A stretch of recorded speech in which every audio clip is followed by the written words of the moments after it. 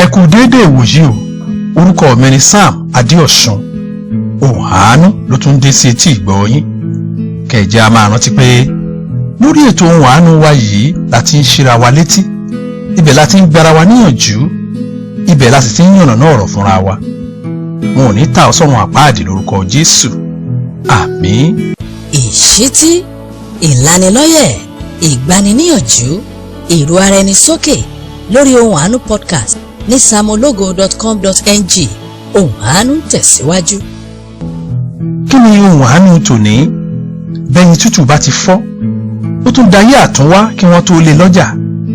Béèyàn bá sì jẹ́ kẹ́nìkan ó ta sọ́run àpáàdì, àtúnṣe ò sí mọ́ o fẹ́ni tó fa hẹ́n sóúnjẹ alẹ́.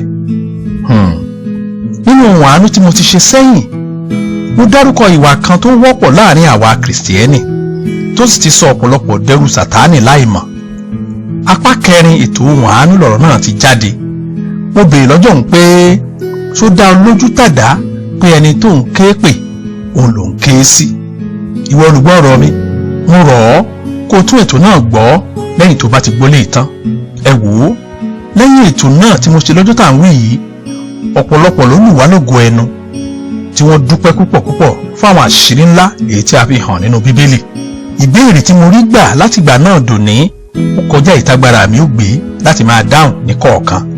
Ìtorí ẹ̀ ni mo ṣe fẹ́ lo àsìkò yìí láti tún ṣàlàyé ẹ̀ dáadáa kó lè yé tẹrú tọmọ pé ó ṣe pàtàkì o láti tẹ̀lé ohun tí Bíbélì sọ gan-an.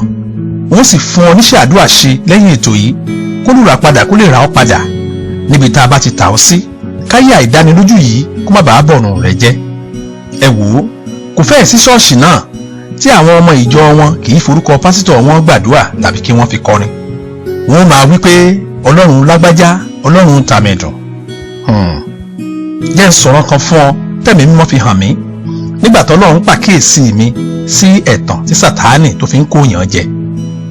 Nínú ìran náà, mo bá ara mi nílùú ńlá kan. Ọjọ́ tí mo wọ ní ìlú yìí gan ni ọjọ́ ọjà wọn. Wọ́n sì fún mi pé ẹ̀ẹ̀kan lọ́sẹ̀ òní wọ́n ń lọ́jà náà. Ẹ wò ó, káàkiri àgbáńlá ayé òní wọ́n ti ń wá lọ́jà tí mò ń sọ yìí. Bó tilẹ̀ jẹ́ pé alẹ́ ni, ṣe ló dàbí pé ọ̀sán gangan ni wọ́n wà, nítorí pé iná tí wọ́n tàn sórí ọjà yìí ó pọ̀ tó bẹ́ẹ̀ gẹ́. Ẹ wò ó, ohun ìyàlẹ́nu tí mo rí ń bẹ̀ ni pé dípò àwọn ohun èlò tá ń tà lọ́jà, orí èèyàn òun ni wọ́n lé sórí àtẹ o. Àwọn orí wọ̀nyí ò kú o, wọ́n ń sọ̀rọ̀ dáadáa. Kàyéfì míì tí mo tún rí ni pé bẹ́ẹ̀rù ti pọ̀ tó wà nínú ọjà yìí, ẹnìkan péré ni gbogbo wọn ń ta ọjà náà fún. Ẹni tí wọ́n ń ta ọjà yìí fún yìí, ó jẹ́ ọlọ́lá ènìyàn, ọlá rẹ̀ sì bù háyà ní ìwo rẹ̀ bí mo ṣe ń wò ó. Ṣùgbọ́n mo rí kinní kan o tí wọ́n kọ sára fìlà tẹni tí mò ń sọ yìí tó dé sórí. Ọ̀rọ̀ tí wọ́n kọ náà ni wípé aláṣẹ ibi òkùnkùn ayé. Ẹ̀mí Ọlọ́run sì ń wí fún mi nínú ìran náà pé àwọn tá a lé orí wọn sórí àtẹ yìí, òun làwọn tí wọ́n ń forúkọ pásítọ̀ tàbí wòlíì wọn pe Ọlọ́run, tí wọn ò sì mọ̀ pé pásítọ̀ wọn tàbí wòlíì wọn ò ní nǹkan kan ṣe pẹ̀lú Ọlọ́run, àti tà wọ́n fún ọ̀run àpáàdì. Ẹ wò ó, ìdí méjì pàtàkì ló fi léwu pé ká máa forúkọ pásítọ̀ gbàdúrà. Wọ́n sì yànnàná ẹ̀ fún ọ kó má bàa sẹ́nikẹ́ni tí yóò wí pé ẹ dákun wọn ò mọ̀ ni. Ìdí àkọ́kọ́ ni pé ọ̀gọ̀rọ̀ àwọn ọmọ Ọlọ́run ló ń fọkànkán sí Ọlọ́run alààyè. Mo mọ àwọn ọmọ Ọlọ́run kan tí ìgbé ayé wọn peni níjà púpọ̀. Wọ́n ṣolóòótọ́ sí àṣẹ Ọlọ́run, wọ́n sì ń sìn ín gẹ́gẹ́ bí ìlànà Bíbélì. Ṣùgbọ́n kinní kan tí ó ràn wọ́n lọ ọ̀run àpáàdì ni pé wọn ò mẹ́ni tí adarí wọn tó ń ké pè. Ṣé ni wọ́n rò pé wọ́n máa darí wọn? Wọn ò mọ̀ o, ó ní ibi tó ń gan fúnra rẹ̀ tí ń forí balẹ̀. Ẹ̀gbọ́n náà, báwọn ọmọ ìjọ pásítọ̀ náà bá ń pe Ọlọ́run pásítọ̀ náà, ṣọ́lọ́run alààyè ni wọ́n ń pè ní àbọ́lọ́run tí pásítọ̀ wọn ń forí balẹ̀ fún. Ẹ wò ó, n ò ráàyè àti dúró díẹ̀ lónìí. Ní ọdún 2014, pásítọ̀ kan tó ní ṣọ́ọ̀ṣì ńlá ládùúgbò tèmi náà ti ń darí ìjọ wa, ó wá bá mi lọ́jọ́ kan. Ó wí fún mi pé bàbá tí òun forí balẹ̀ fún ní ìlú Ọ̀rẹ́ ó ti kú. Òun sì wòye pé ṣọ́ọ̀ṣì tèmi náà ń darí ó tóbi púpọ̀. Ó ní kí n jọ̀ọ́ kí n mọ̀ bàbá tàbí ìyá tí mò ń gba nǹkan lọ́wọ́ ẹ̀. Mo wo pásítọ̀ yìí, mo sì fẹ́ẹ̀ lè máa sunkún. Àwọn tó ní lọ́mọ ìjọ lásìkò tí mò ń wí wọ́n lé lọ́gọ́rùn-ún 3. Bí wọ́n bá sì ń gbàdúrà, ìgbé Ọlọ́run adémọ́kọyá òní mo máa ń gbọ́ lójoojúmọ́ lẹ́nu wọn, láì mọ̀ pé Adémọ́kọ̀yá fúnra rẹ̀ babaláwo lọ́lọ́run rẹ̀ nílùú Ọ̀rẹ́. Nígbà tí mo kọ́kọ́ ṣe ètò yìí mo sọ nípa olórin mi kan òkè ọ̀hún. Títí dòní olónìí olórin tí mò ń sọ yìí nìkan lolórin ẹ̀mí lédè Yorùbá tí mò ń gbọ́. Ṣùgbọ́n kò sórin tí ó kọ nígbà tí mò ń wí yìí tí ò ní dárúkọ Ọlọ́run pásítọ̀ rẹ̀. Ìgbàgbọ́ rẹ̀ ni pé Ọlọ́run tó ń sìn ni pásítọ̀ ọ̀hún náà ń ké pè. Gbogbo ìlàkàkà mi láti fòótọ́ hàn ló já sí pàbó jọ ń pé àwọn alábàáṣiṣẹ́pọ̀ rẹ̀ wọn ò fẹ́ ó ka lẹ́tà mi. Ṣùgbọ́n Ọlọ́run ló mọ tí ìbá ṣẹlẹ̀ bí pásítọ̀ rẹ̀ ò kú ṣáájú àkókò yìí. Láyé tí pásítọ̀ ń dúró lẹ́yìn ọmọ ìjọ wàásù láì ṣe tábìlì. Láyé tí pásítọ̀ ń pàṣẹ fọmọlẹ́yìn kí wọ́n jẹ koríko bíi màálùú. Láyé tí wọ́n ń bá orí èèyàn nínú báàgì pásítọ̀. Láyé tí pásítọ̀ ń ju ọwọ́ sọ̀tún táwọn ọmọlẹ́yìn rẹ̀ náà sì dà gìrìgìrì lọ́bẹ̀ bí ìgbà tó ń lo rìmóòtù. Láyé tí pásítọ̀ ń fi face cap gorí àga wàásù. Láyé tí pásítọ̀ ń rí orí èèyàn mọ́lẹ̀ lábẹ́ pẹpẹ nítorí èrò. Láyé fáyàfáyà tá a wà yìí. Láyé tíṣẹ́ ìránṣẹ́ ti di philosophy àti entertainment. Láyé dàárúdàápọ̀ àtàmúlùmálà. Láyé ṣekere bóbóbó àti ṣekere bábábá. Láyé títajà tẹran fẹ́ di pásítọ̀. Láyé tó jẹ́ pé súùtù nìkan la fi mọ̀ yàtọ̀ láàrin pásítọ̀ àti bàbá Fádèyí aláwọ̀ òkè odò. Ẹ wò ó àwọn kan máa dáṣà pé mo mọ pásítọ̀ mi dénúdénú mo sì lè fẹ̀mí mi di pé ìránṣẹ́ Ọlọ́run ni.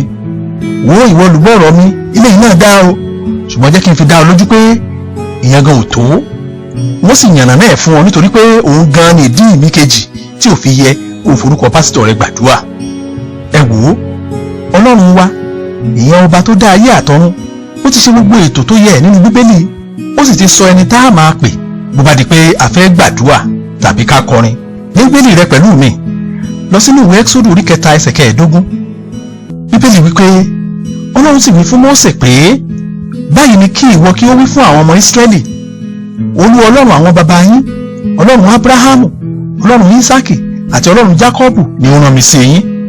Èyí ni orúkọ mi títí láé. Àbọ̀ ògbọ́ ibi tí mo ṣẹ̀ṣẹ̀ kà yìí. Ọlọ́run sọ fún Mósè pé èyí ni orúkọ mi títí láé èyí sì ni ìrántí mi láti ìrandíran. Àbẹ́ ẹ̀ gbọ́ bó tiẹ̀ jẹ́rìí pásítọ̀ rẹ mo ní kò tó o. Ọlọ́run ti parí gbogbo ètò rẹ o. Ọlọ́run sì ti dárúkọ orúkọ tá a máa pè é títí láé. Mo sì gbàgbọ́ pé kò sóhunkóhun táṣẹ̀dá gbàgbé nínú ètò rẹ̀. Ọlọ́run rí Mósè ńlẹ̀ o kò ní ká máa pò ní Ọlọ́run Mósè o bẹ́ẹ̀ ni kò ní ká máa pò ní Ọlọ́run Dáfídì o tàbí Ọlọ́run Pọ́ọ̀lù. Bẹ́ẹ̀ èèyàn bá sì bẹ̀rù pásítọ̀ rẹ̀ jọ Ọlọ́run lọ ọ̀rọ̀ pèsè jẹ́nu. Bó o bá ti forúkọ ẹnìkan gbàdúrà rí tàbí òun ṣerú ẹ̀ lọ́wọ́lọ́wọ́ tí mò ń sọ̀rọ̀ yìí ò nílò àdúrà o.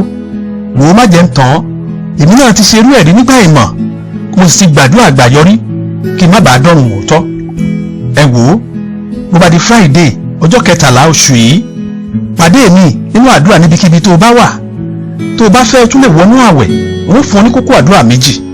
Àkọ́kọ́ rẹ̀ ni pé mo fi ẹ̀jẹ̀ Jésù rárá mi padà níbikíbi tá a bá tà mí sí lórúkọ Jésù. Kókó kejì ni pé Ọlọ́run mi dáríjì mi nítorí ẹ̀ṣẹ̀ ìgbọràn àti àìbọ̀wọ̀ fún orúkọ rẹ. Mo sì gbàgbọ́ pé wàá gba ìtúsílẹ̀ lọ́wọ́ ọ̀run àpáàdì kó sì máa wà nínú ìrántí rẹ lójoojúmọ́ pé bẹ́yìn tútù bá ti fọ́ ó tún dayé àtúnwá o kí wọ́n tó lé lọ́jà. Béèyàn bá sì jẹ́ kẹ́nìkan ta ọ̀hún sọ̀run àpáàdì àtúnṣe ò sí mọ́ o fẹ́ni tó fa hàn sóúnjẹ alẹ́. Ẹ jẹ́ á gbàdúrà. Ọlọ́run wa dúpẹ́ púpọ̀ lọ́wọ́ yín fún àṣeyọrí ètò ọ̀sẹ̀ yìí. Mo gbàdúrà fún ìwọ olùgbọ́ ọ̀rọ̀ mi. Ẹ̀jẹ̀ Jésù ó rà ọ́ padà níbikíbi tá a bá tà ọ́ sí. Ọlọ́run sì ní ka ìwà ìbọ̀wọ̀ forúkọ rẹ̀ sẹ́ṣẹ̀ fún ọ. Báyìí ni mo gbàdúrà ní orúkọ Jésù Kristi Olúwa wa. Àmín. Fún ẹ̀kúnrẹ́rẹ́ àlàyé àbẹ́ níbèrè ó sì jẹ́ ẹ̀bẹ̀ àdúrà ni pé Pastor Sam Adéọ̀ṣun sórí nọ́mbà yìí 0809 66 799 72 tàbí kó o lọ sí samologo.com.ng láti lè rí àwọn ọ̀nà tó lè bá wọn fọ̀rọ̀ jómitoro ọ̀rọ̀. Títí dọ̀sẹ̀ tó ń bọ̀ ẹ máa gbé nínú àánú Ọlọ́run.